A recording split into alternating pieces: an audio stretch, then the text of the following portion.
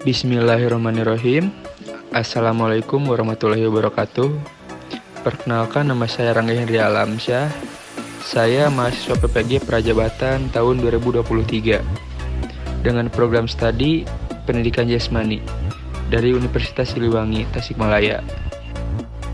Bertepatan dengan tugas UAS mata kuliah PPDB, yaitu membuat video digital storytelling.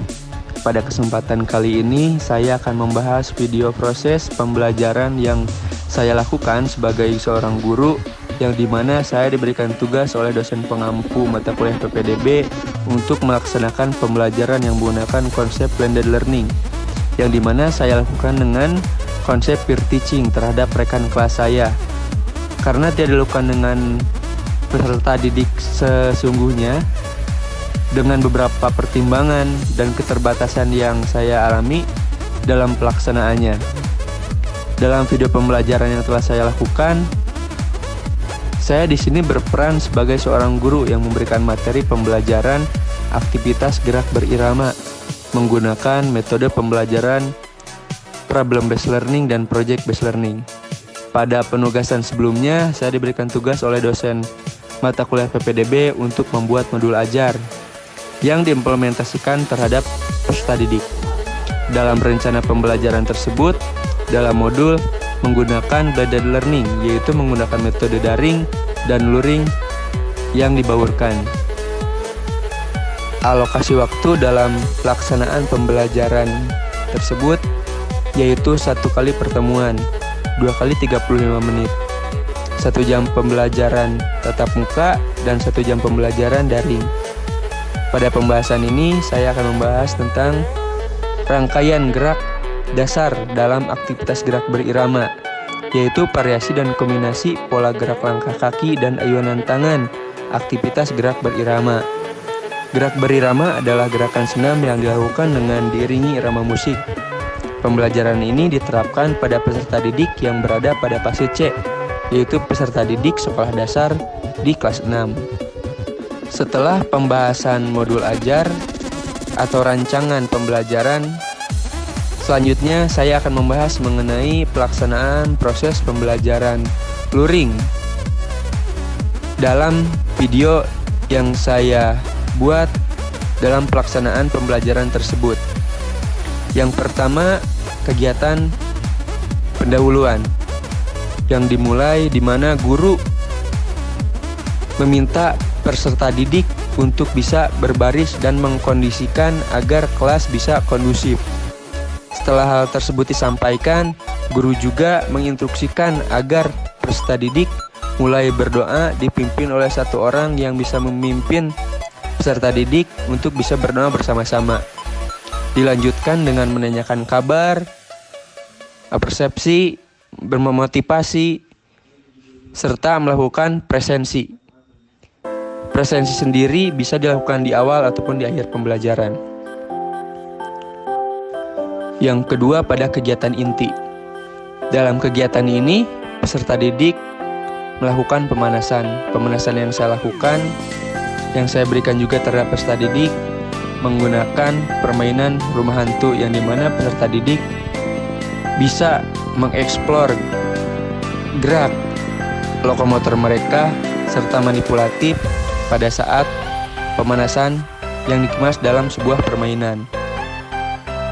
Nah, setelah pelaksanaan pemanasan tersebut beres, kemudian saya sebagai guru membagi peserta didik menjadi 2 kelompok sesuai dengan model PJBL, yang dimana saya memberikan sebuah pantikan yang memberikan sebuah lembaran kertas kepada peserta didik, yang dimana isinya terdapat rangkaian gerak yang harus mereka selesaikan dan mereka pahami.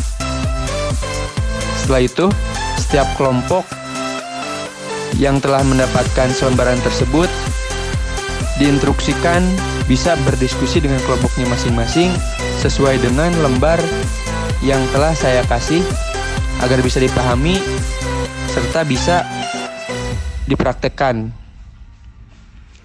Setelah itu, Setiap kelompok mempresentasikan hasil diskusi secara bergantian dan juga melakukan sesi tanya jawab bagaimana pelaksanaan rangkaian gerak-gerak tersebut. Apakah masih banyak kesulitan, kendala, kesalahan, ataupun gerakan tersebut sudah bagus atau sempurna.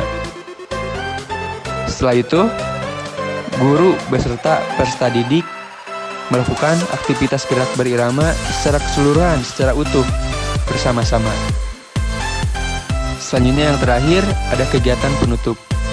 Dalam kegiatan ini, guru melakukan refleksi terhadap materi yang telah dipelajari sebelumnya pada kegiatan inti.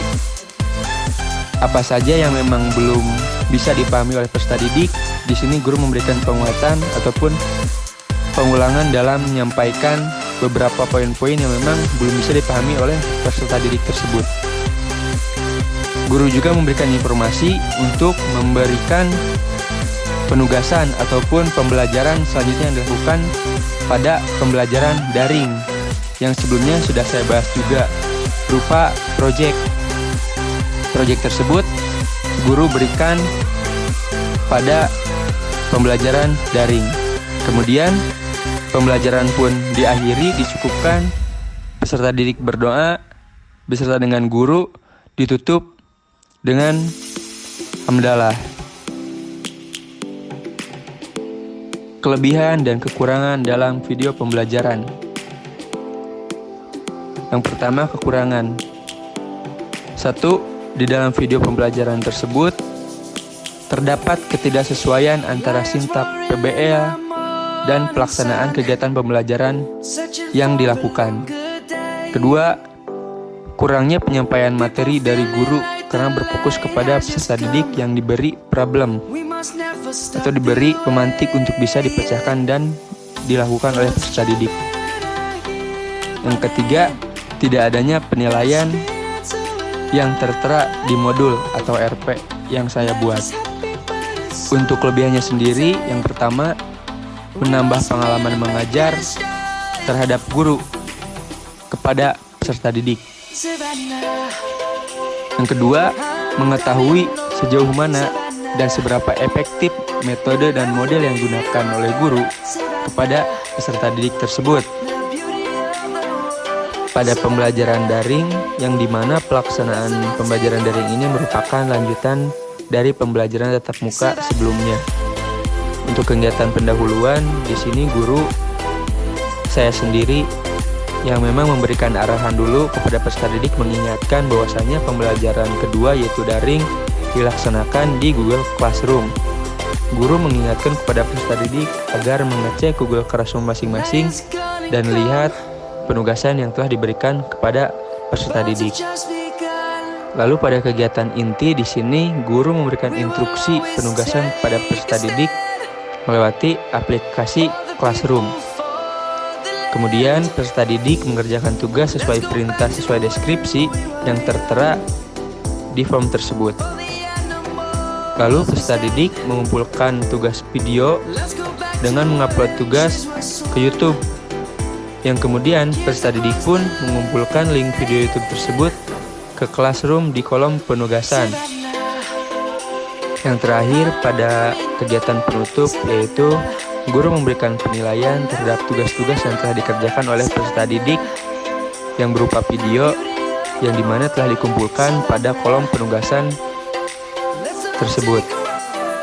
Sekaligus guru menutup pembelajaran daring pada peserta didik dan dilanjutkan untuk menghadapi pembelajaran pertemuan selanjutnya. Kelebihan dan kekurangan pembelajaran daring. Yang pertama, kekurangan. Dalam model pembelajaran PJBL bisa disebut kurang efektif dalam mengimplementasikannya terhadap peserta didik yang memang berada dalam jenjang sekolah dasar. Lalu untuk kelebihannya, yang pertama, membantu peserta didik lebih cepat menyesuaikan diri terhadap model PJBL. Meskipun pada dasarnya peserta didik pada fase tersebut belum seharusnya diberikan model PJBL, akan tetapi sedikit banyaknya peserta didik yang memang memiliki SDM yang baik akan dapat memanfaatkan situasi tersebut supaya bisa mendapatkan pengalaman lebih dari pembelajaran PJBL tersebut. Yang kedua, meningkatkan kreativitas setiap individu peserta didik. Yang ketiga, membantu peserta didik menyesuaikan diri terhadap teknologi. Karena pembelajaran yang memang pada saat ini dilaksanakan sangat banyak bergantung pada teknologi menyesuaikan dengan kebutuhan zaman. Sekian yang dapat saya sampaikan. Mohon maaf bila terdapat kesalahan. Selebihnya saya ucapkan terima kasih. Wassalamualaikum warahmatullahi wabarakatuh.